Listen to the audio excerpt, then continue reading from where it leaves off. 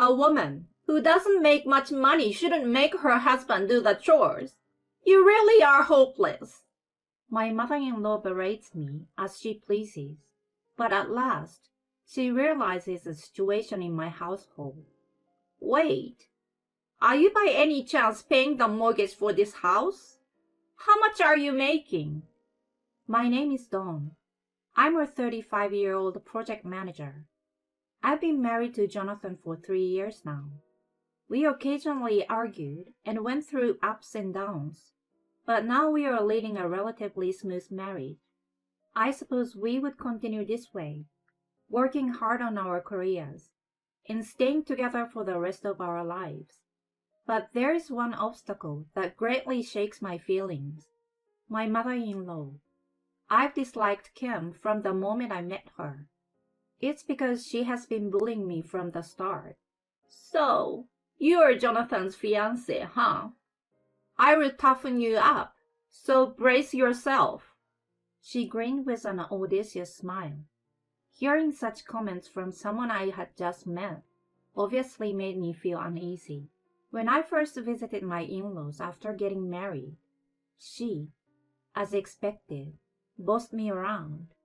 You are so slow. When will the food be ready? I don't know where the things are in your kitchen, so it will take longer. Geez, are you talking back to me?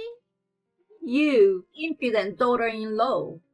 I will straighten out that rotten character of yours. Now get to work. She's been incessantly bullying me in this manner. I stopped wanting to visit my in-laws long ago, but Jonathan insists that I at least attend family gatherings. I reluctantly join them, but I'm always made to help with the preparation. During those times, she never failed to belittle me. You really are useless. Nothing will ever get done. You have no merits at all. Why did Jonathan fall for someone like you? I don't mind if you guys end up divorced anytime. During such moments, when we are alone, she relentlessly pains me. I'm normally mentally exhausted at the preparation stage. Then, during the banquet, I have to serve drinks to relatives, clear dishes, and refill drinks. There's no time for me to take a breath. This is why I genuinely detest family gatherings. Moreover, Jonathan never pays attention and checks on me. He enjoys eating and drinking as he pleases, and often ends up falling asleep, so he doesn't even notice what I'm enduring. The last time we were at the gathering, I was treated so badly that I vented to him after we got home. I can't take it anymore. I will never go to your family gatherings. He looked stern and got angry. What are you saying? You're my wife. Attending these things is your obligation, you know. Are you serious? If you're really like that, divorce may be the only option. What, divorce? Don't you dare mention it so lightly. Of course I don't. You have no clue how much I'm suffering from your mother's bullying. You never pay any attention. I do know what goes on. Look who's talking. If so, you must have seen her picking on me. You don't pay attention to your surroundings. Instead, you just focus on food and then sleep. He fell silent, as if I had struck a chord. We often clash over family matters like this. After that, he finally gave in and never asked me to join the gatherings anymore. I've been able to avoid seeing Kim since the beginning of the year, which has brought me immense relief. However, it was just the calm before the storm. Not having to go to my in-laws' house anymore made me feel so much lighter, and I was able to focus on my work even more than before. I started working more overtime without any worries, and my performance improved steadily. As a result, I received a promotion. I also took on a side job during my free time and increased my income to a level I never imagined. It made me feel emotionally at ease. With substantial savings, I felt capable of handling any potential troubles. And above all, I could finally start working toward my dream of owning a home.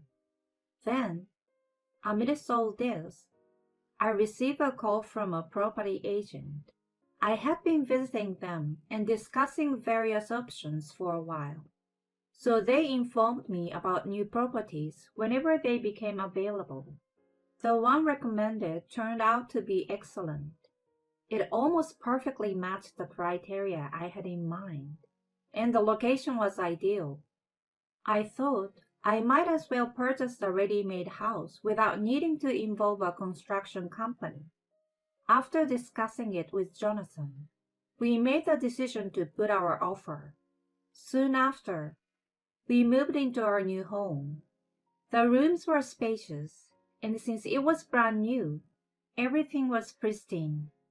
Both the exterior and interior were stylish, and just looking at it filled me with excitement. When I started unpacking, I realized that the furniture and appliances went exactly as I had imagined, confirming that my choice was spot on. Once we began our life in the new house, it was incredibly comfortable and truly fantastic. Jonathan was satisfied too, and both of us were so cheerful that our lively conversations never ceased. Our marriage seems to improve significantly, and I felt wonderful every day.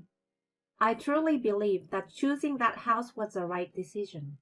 Aside from that, buying a new home meant that we had to invite each other's family over at least once. While Jonathan and I were finally building a good relationship, I couldn't refuse Kim's visit, so my parents-in-law came over promptly. Wow, this is such a fantastic home. You've worked hard, Jonathan. Living in such a splendid house is amazing. Kim was extremely excited. However, it felt like Jonathan was giving off the impression that he had bought the house, which bothered me a little. Then my father-in-law David stepped in. Don works as well, so it's not just his effort. They are both working, so they contributed equally to this house. I was delighted that he acknowledged my effort. Kim was rolling her eyes after being corrected by him. Surprisingly, Jonathan also seemed discontented, which disturbed my feelings. I was the one who bought the house in my name. In reality, I had a higher income than him. It seemed he had never told his parents about it. He was surprisingly proud, so that was a possibility. It didn't really matter to me if Kim misunderstood the situation, as I assumed I wouldn't be dealing with her so often. I shifted my focus and entertained my in-laws. They seemed very satisfied when they left. That was supposed to be the end of it. From then on, I was planning to refuse if Kim wanted to come over. And sure enough, she tried soon after. Moreover, she was planning to come along. Since Jonathan was ready to accept it without question, I had to step in. Hey, honey, have you forgotten our agreement? I've said that I will only have minimal contact with your mother. I was lenient when she visited for the first time, but from now on, she needs to get my permission. Besides, I will never allow her to come alone. If I do, she will want to visit every day. I'm sure she would like to spend some time in the new home with us. If I allow her to come alone, it's going to be a hassle for me. If David's not with her, she will create trouble. Why would she cause trouble? What do you think of my mother? Anyway, don't invite her when I'm around. I didn't budge an inch. Knowing him, I figured he would try to break the previous agreement and invite her over. He reluctantly accepted my demand and promised not to do it. I thought it might have strained our relationship, But surprisingly, he continued to treat me normally afterward. Then one day, we received news that David had fallen seriously ill and was hospitalized. We rushed there and saw David lying on the bed, hooked on a machine. Kim explained the situation in distress. He suddenly collapsed at home. I called an ambulance, and luckily they managed to treat him just in time. If it had been a bit later, who knows what would have happened to him? We were both shaken after hearing that. It had been a close call. We were relieved that he had survived. A little while later, he finally woke up. Surprisingly, he seems to be better than I expected and showed a healthy complexion. I'm sorry for causing everyone so much worry. How are you feeling, David? Dad, don't push yourself hard, you know. Yeah, you are right. I may have been too hard on myself without taking a break until now. It looks like I will be here for a while, so I will take this opportunity to take it easy. He was an incredibly diligent person who often strained himself.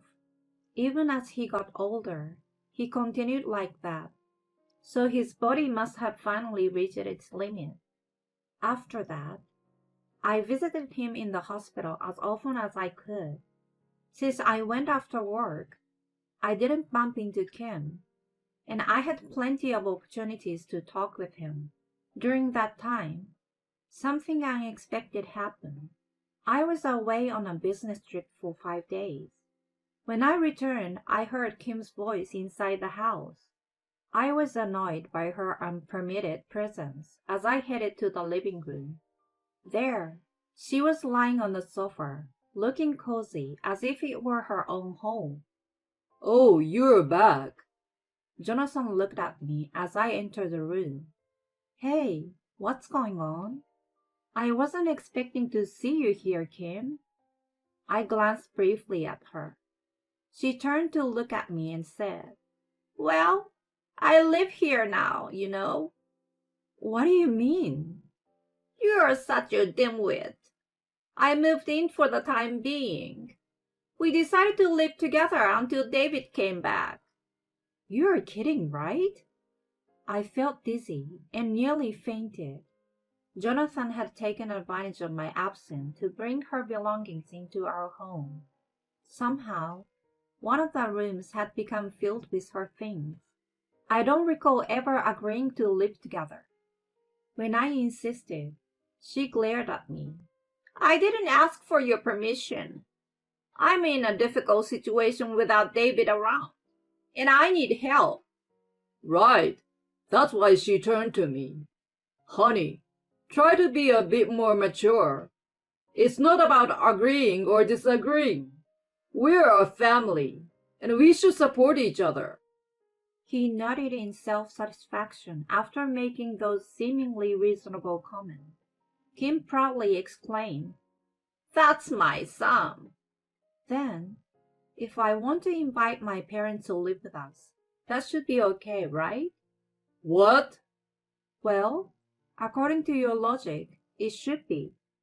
If they want to live together and need help as a family, we should support each other, right? So it should be fine, shouldn't it? No, that's not the same. How is it not the same? Don't argue with him, you wicked woman! Kim shouted, coming to his defense as he struggled to find words. I'm living here now, so there's no space for your parents to come. If you understand, start doing the housework. You've been playing around all this time, so you better work diligently from now on. I've been working all this time. It's probably not a significant job anyway. Besides, your business trip seems suspicious. You might have just taken a trip with your lover for all I know. What the heck are you talking about? My. It's suspicious how you're flustering. Jonathan, if she was really having an affair, we should demand alimony and get rid of her. Yeah, agree. Unbelievable. How much more could they belittle me? On top of it all, Jonathan had let her come to our house without asking me and forcibly initiated cohabitation.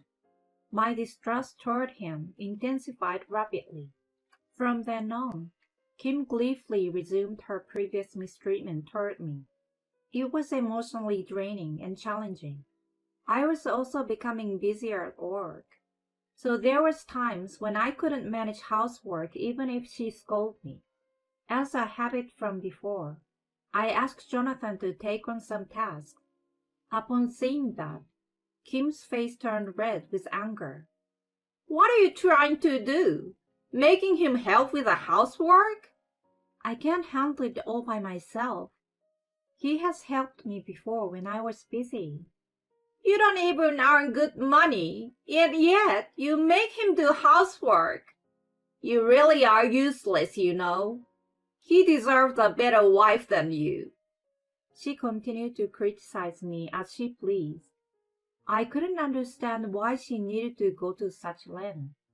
All right then. Should we get a divorce? What? Jonathan panicked at my statement. Hold on, honey. Don't bring it up so casually. This might be a good opportunity, Jonathan. Rather than being with a woman like her, you should find someone better. But Mom, that's not possible. Why not? Well, He hesitated, choosing not to reveal the truth, possibly due to his pride. I felt there was no need to wait for his answer, so I began packing my things. I can't relax here anyway, so I will return to my family for now. are you serious? No problem, Jonathan.